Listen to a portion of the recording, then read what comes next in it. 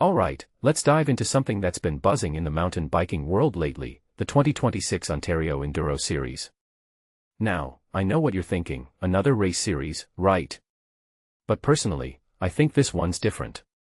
What makes this really interesting is how it's not just about racing, it's about showcasing Ontario's trail networks, building a community, and blending challenging stages with post-race camaraderie.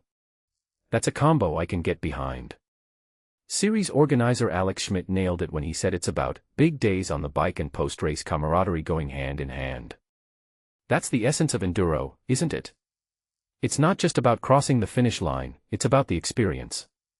Now, let's talk about the races so far. The season kicked off at Trail Hub in Uxbridge, a new venue for the series. What many people don't realize is that this spot sits on the highest point in the Greater Toronto area, which gives it a unique vibe. The mix of rolling single-track in Durham Forest and gravity-fed flow trails. That's a recipe for a thrilling opener. If you take a step back and think about it, starting a series with a first-time venue is a bold move, but it paid off by setting the tone for what's to come. Round 2 in Huntsville was a whole different beast. Hidden Valley and Deerhurst Resort brought smooth flow trails, but then, bam, exposed Canadian Shield and steep descents. It's like the trail builders said, let's keep them guessing. One thing that immediately stands out is how the series is showcasing Ontario's diverse terrain. From my perspective, this isn't just a race series, it's a tour of the province's best trails. And finishing down a ski hill. That's a detail I find fascinating, it adds this unexpected twist to the race. Looking ahead, the series is heading into a busy stretch with 2 back-to-back weekends. Round 3 at Highlands Nordic, just south of Collingwood, is built along the Niagara Escarpment. Flowing descents across an 8-stage, 20-kilometer course.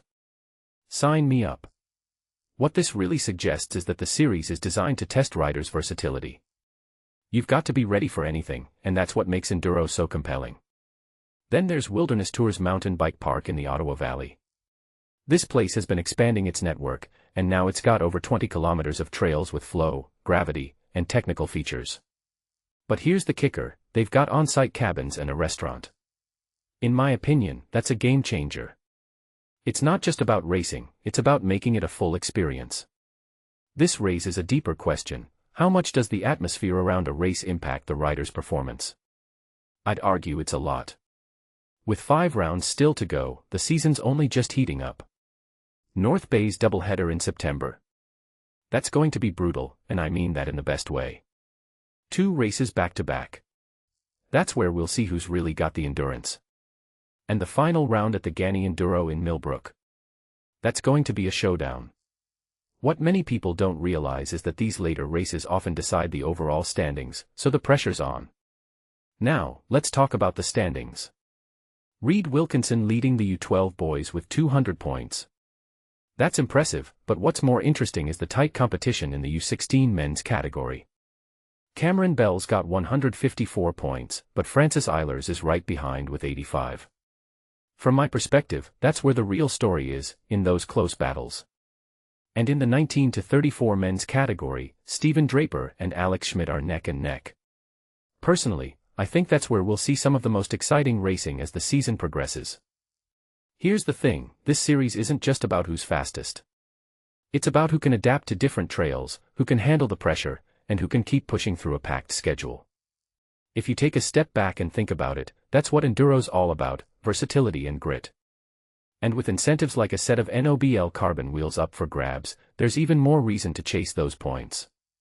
So, what's my takeaway? This series is more than just races, it's a celebration of Ontario's trails and the community that loves them. Whether you're a pro or just in it for the fun, there's something here for everyone. And that, in my opinion, is what makes it special. So, if you're watching this and thinking about signing up, do it. Because this isn't just a race series, it's an experience you won't forget. What do you think? Are you ready to hit those trails?